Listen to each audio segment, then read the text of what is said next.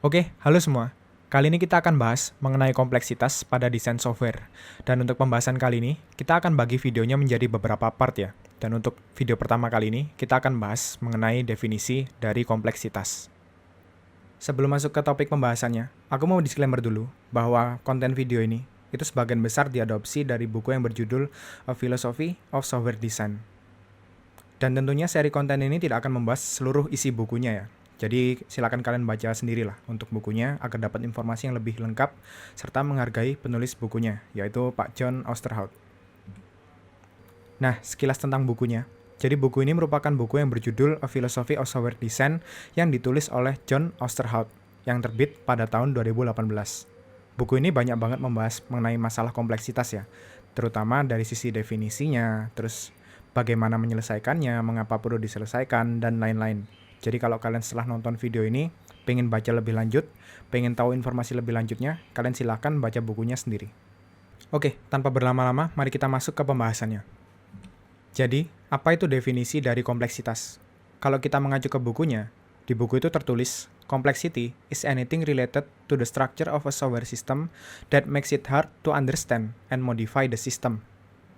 Kalau kita artikan, berarti kompleksitas itu segala sesuatu yang ada pada software tersebut atau sistemnya, yang membuat softwarenya itu susah dimodifikasi atau susah diupdate dan susah dimengerti. Lalu bagaimana kita mengetahui apabila software yang kita buat atau mungkin software yang kita pegang itu sudah sangat kompleks? Jadi di buku ini ada 3 tandanya.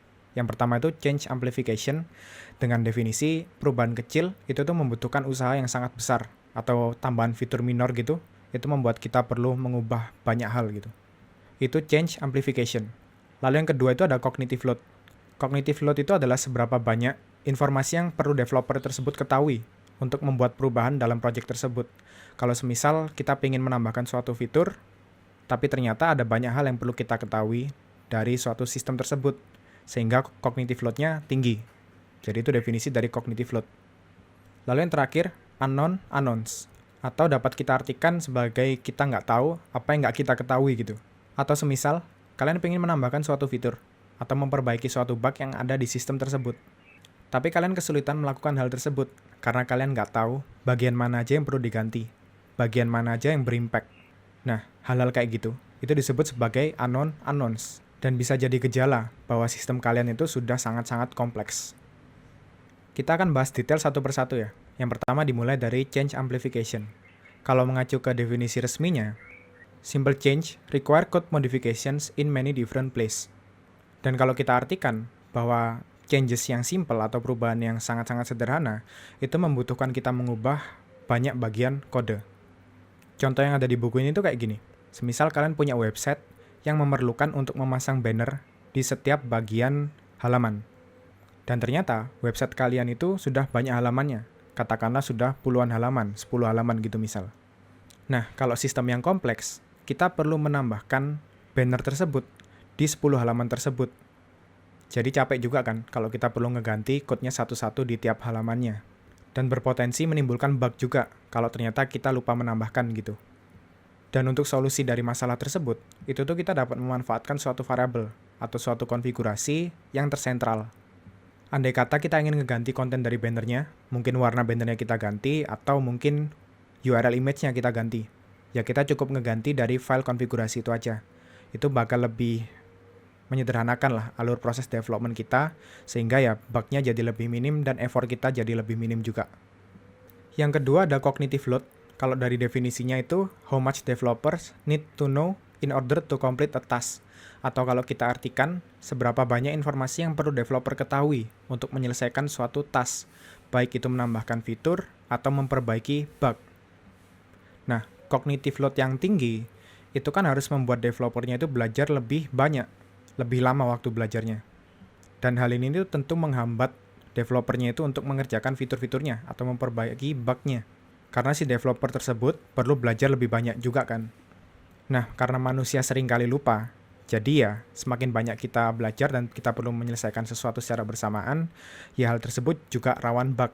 Baik itu kita lupa atau salah baca atau gimana. Makanya, untuk mengurangi kompleksitasnya, dari sisi cognitive load-nya pun perlu kita turunkan. Kalau dari buku ini, caranya banyak ya. Salah satu contoh ya adalah menyederhanakan modul-modulnya.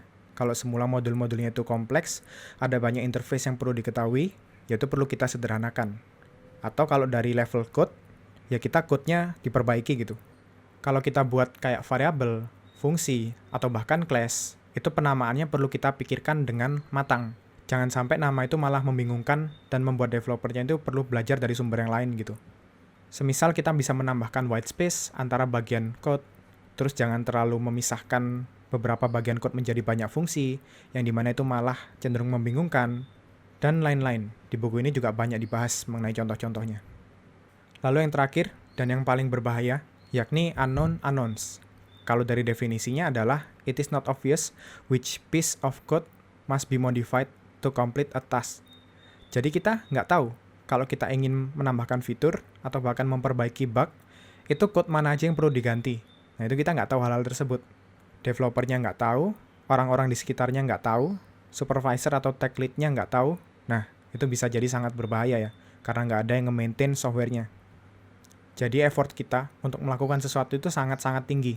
Contoh kita ingin menambahkan suatu fitur, tapi kita nggak tahu code mana aja yang terimpact. Nah itu kan bisa jadi menimbulkan bug ya. Atau kita ingin memperbaiki bug, tapi ternyata malah menimbulkan bug lain. Nah itu berarti tanda bahwa sistemnya sudah semakin kompleks. Solusi paling utama dari problem ini ya kita harus memperbaiki dari sisi dokumentasi code-nya juga. Baik itu dokumentasi dari sisi logic code-nya, dalam code-nya mungkin dari komen atau dari apapun, atau bahkan dokumentasi di pihak luar. Lalu, apa aja sih yang menyebabkan kompleksitas ini bisa terjadi? Kalau menurut bukunya, kompleksitas itu bisa terjadi oleh dua hal, yakni dependency sama obscurity. Kalau dependency itu maksudnya adalah kode itu terikat dengan kode lainnya. Kalau kita ngubah code A yang terikat dengan code B, ya code B juga bakal harus diubah atau kita pertimbangkan gitu. Apakah changes yang ada di code A ini bakal berimpact besar ke code B. Jadi ada tambahan effort gitu untuk memperhatikan atau mempertimbangkan perubahan yang tidak kita lakukan. Lalu yang kedua ada obscurity. Obscurity ini berarti informasi penting itu nggak dapat kita ketahui dengan cepat. Contoh sederhananya ya kalau ada variabel dengan nama yang aneh-aneh, nah kan kita nggak bisa tahu intensi penulis dalam mendefinisikan variabel itu untuk apa. Ya karena namanya nggak jelas. Kita perlu baca keseluruhan code-nya untuk paham sebenarnya variabel ini digunakan untuk apa gitu. Dan sudah dimengerti lah. Biasanya terjadi karena minimnya dokumentasi. Nah, definisi resmi dari dependency ini kayak gini. A dependency exists when a given piece of code cannot be understood and modified in isolation. Jadi dependency itu terjadi saat ada code yang nggak bisa kita pahami, lalu nggak bisa kita modif karena perlu pertimbangan dari modul-modul lain yang menggunakannya. Dan sayangnya, dependency ini nggak bisa sepenuhnya kita hilangkan ya. Dapat kita ketahui sendiri, kalau kita melakukan programming atau ngoding, itu kan pasti kita memanfaatkan library luar ya, baik itu built-in maupun third-party library. Nah, itu dapat kita kategorikan juga sebagai dependency. Atau contohnya, kalian ngedevelop suatu aplikasi front-end dan back-end. Front-end akan mengonsum API dari back-end. Jadi secara nggak langsung ada dependensi dari front-end ke back-end melalui API itu. Atau kalau dari sisi microservice, misalkan service A itu butuh data dari service B. Nah ya itu kan mereka terikat satu sama lain. Makanya itu juga disebut sebagai dependensi. Dan karena nggak bisa dihindarkan, maka dependensi itu harus dibuat sesimpel dan seminimal mungkin. Kalau obscurity occurs when important information is not obvious. Ya ini dapat kita sebut juga sebagai minimnya dokumentasi lah. Dan dokumentasi ini nggak melulu hal yang ada di luar code ya. Dokumentasi itu bisa jadi di code-nya itu sendiri. Kayak kita menamakan sesuatu dengan jelas, kan itu bisa jadi dokumentasi yang langsung terintegrasi dengan code kita. Atau kita bisa memanfaatkan komen. Nah, programming itu punya satu fitur namanya komen yang sekiranya jarang kita manfaatkan untuk melakukan dokumentasi code. Nah, masalah-masalah seperti ini di bukunya itu disebut juga sebagai non-obvious code. Non-obvious code atau bahasa Indonesianya code yang tidak mudah dipelajari itu tidak efisien karena effort belajar code-nya itu sangat-sangat tinggi gitu. Balik ke cognitive load tadi ya. Kalau cognitive load-nya tinggi, itu sangat berpotensi untuk menimbulkan bug. Begitu juga dengan non-obvious code. Karena effort belajarnya tinggi, cognitive load-nya tinggi, sehingga ya rawan menimbulkan bug. Nah, cara mengatasinya gimana? Yang pertama, itu mempertahankan konsistensi kalau kita ngoding. Terus yang kedua, kita bisa melakukan dokumentasi ya, pakai komen. Terus yang ketiga, untuk membuat code-nya lebih jelas, antar bagian code itu ada separasinya, kita bisa manfaatkan white space. Jangan sampai code-nya itu saling melekat satu sama lain dari atas ke bawah gitu. Itu bakal sulit dibaca. Terus yang keempat, itu kita bisa mengadakan yang namanya code review atau peer review. Dengan adanya code review, ada orang lain yang setidaknya membaca dan menilai code kita. Kalau ternyata kawan kita itu aja nggak bisa ngebaca code kita, yaitu bisa jadi bahwa apa yang kita tulis itu merupakan non-obvious code.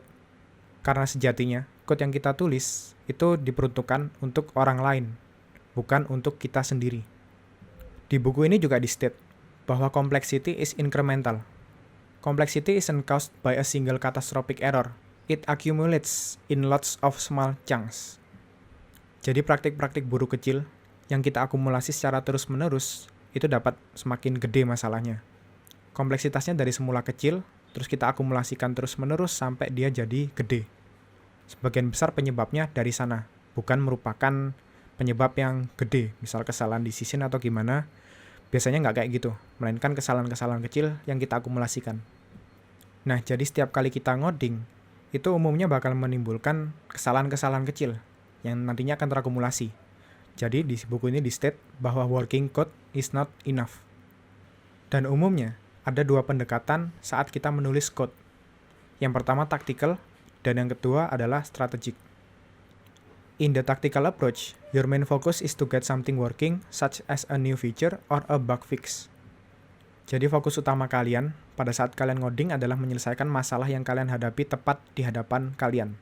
Dan ini merupakan pendekatan yang diambil hampir sebagian besar dari seluruh programmer ya.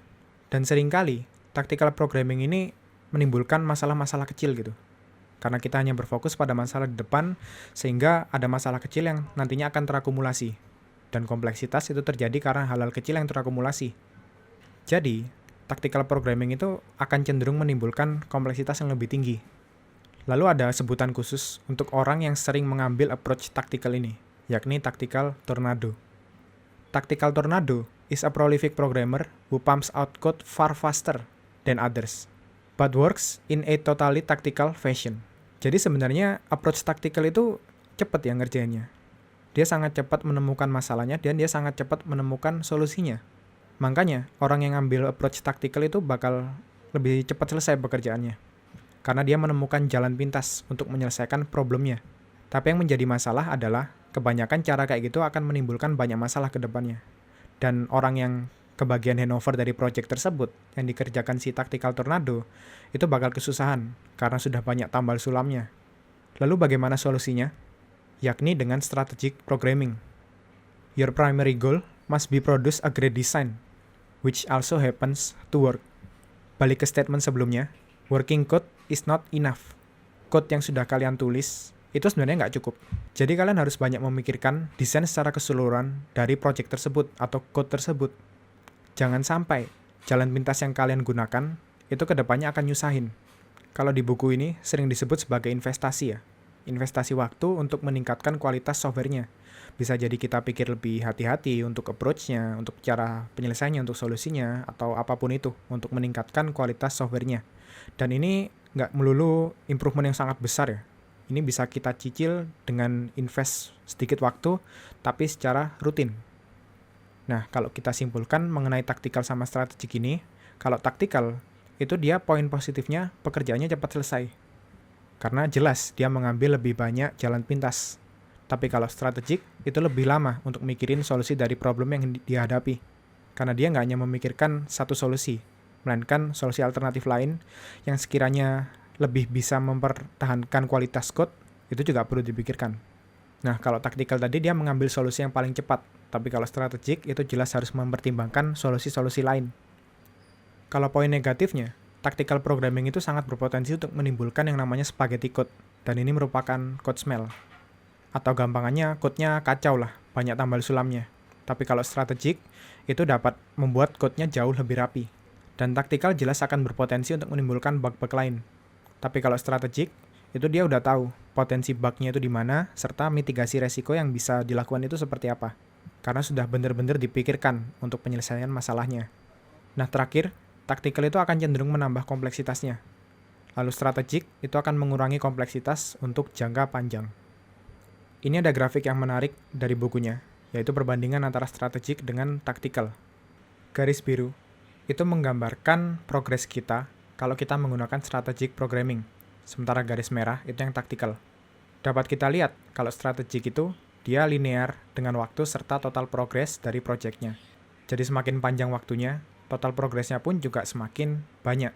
Beda sama taktikal. Kalau taktikal, itu di awal progresnya lebih gede daripada si strategik.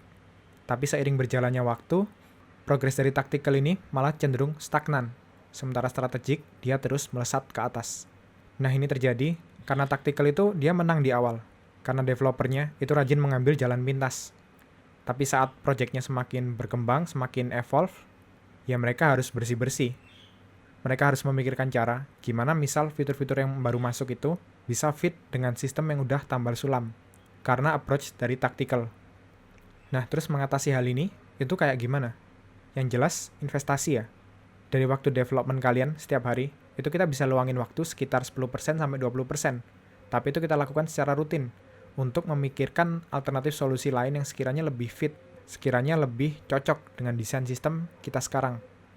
Dan tentunya jangan menggunakan jalan pintas terlalu sering, karena itu termasuk jalan yang taktikal. Dan dari semua approach yang kita akumulasi, dari semua strategic programming yang kita terapkan, manfaatnya itu bakal terasa setelah beberapa bulan dari timeline project-nya. Jadi jangan khawatir apabila progresnya itu lambat di awal, tapi ntar di akhir, cara strategik itu akan lebih mengungguli daripada cara taktikal. Oke, sekian untuk pembahasan dari topik kompleksitas. Apabila kalian ada pertanyaan, silakan tulis di kolom komentar, dan next kita akan bahas bagaimana cara kita bisa mengatasi kompleksitas yang lebih detail.